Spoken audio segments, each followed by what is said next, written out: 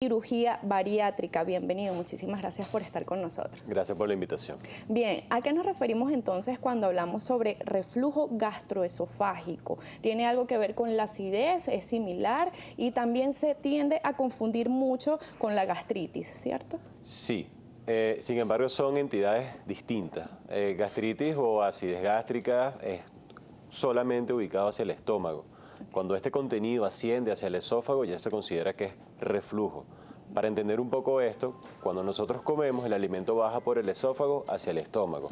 Entre estos dos hay un engrosamiento muscular que actúa como especie de esfínter o especie de válvula que impide, o mejor dicho, permite que el alimento pase hacia el estómago e impide que todo ese contenido que hay en jugos gástricos y alimentos ascienda nuevamente hacia el esófago. Cuando hay una falla, bien sea mecánica, funcional de este engrosamiento o anatómica que lo modifica, esta zona se vuelve incompetente y todo el contenido asciende y produce los síntomas. Ahora, ¿por qué se podría producir una falla en esa válvula, doctor? Hay fallas propias de la inervación o del músculo, ¿okay? De la contractilidad, se hacen menos efectivas, ¿okay? Esa presión basal o esa presión base se hace menor, entonces hace que esa zona se dilate y sea permeable, y al estar abierta, cuando el estómago se contrae para vaciarse, así como va hacia el intestino delgado, también asciende ese contenido. ¿A todos nos puede pasar? Sí. ¿Todos estamos expuestos? De hecho, las estadísticas son más o menos 2/3 de la población puede experimentar episodios de reflujo asociados a ciertos alimentos y a ciertas condiciones que vamos a hablar. Por lo general, esto no genera mayor molestia, mayor enfermedad.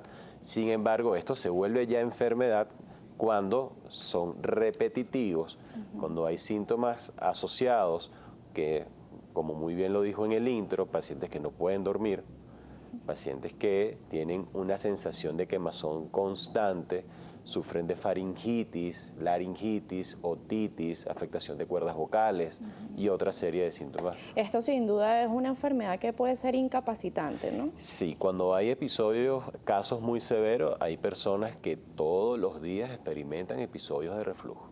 Ahora, ¿cuáles serían los síntomas entonces? Uno muy típico, como decías, es esa acidez, ¿no? Ese ardor en el pecho. Sí, ese síntoma clínico se llama pirosis y básicamente es que el esófago, normalmente la mucosa no está en condiciones de recibir ese contenido ácido.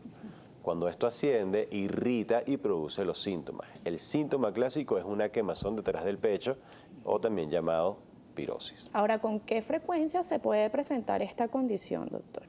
Bueno, como te comenté, 2/3 de la población, ¿okay? De la población adulta van a experimentar esto. Ahora bien, hay ciertas condiciones o ciertos factores que pueden promover que en una persona se le haga un poco más repetitivo. Algunos alimentos, las comidas grasosas, bebidas carbonatadas, las bebidas gaseosas, el alcohol, el tabaco y el café, así como el chocolate, lo que hacen es relajar un poco ese esfínter, esa válvula que impide ese ascenso. Eso lo relaja y al estar relajado condiciona que ocurra el reflujo. Ahora, esta enfermedad puede ser severa, leve, hay varias fases. Hay varios grados según los episodios de reflujo como tal. Personas que lo puedan tener durante un episodio mensual, un episodio cada 2 meses, que fue relacionado a cierto alimento, muy probablemente no va a generar ningún tipo de incapacitación, ¿okay? O incapacidad.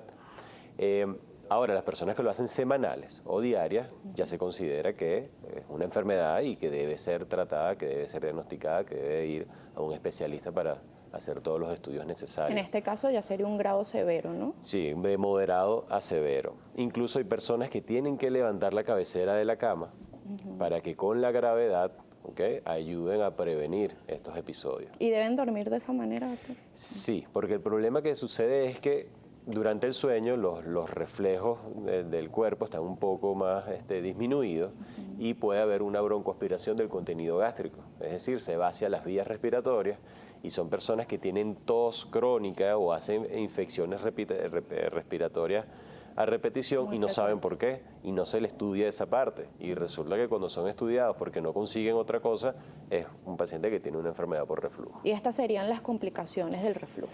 Sí, hay complicaciones a nivel del esófago. Como te comenté, el esófago no está en condiciones de recibir esa exposición constante de ácido.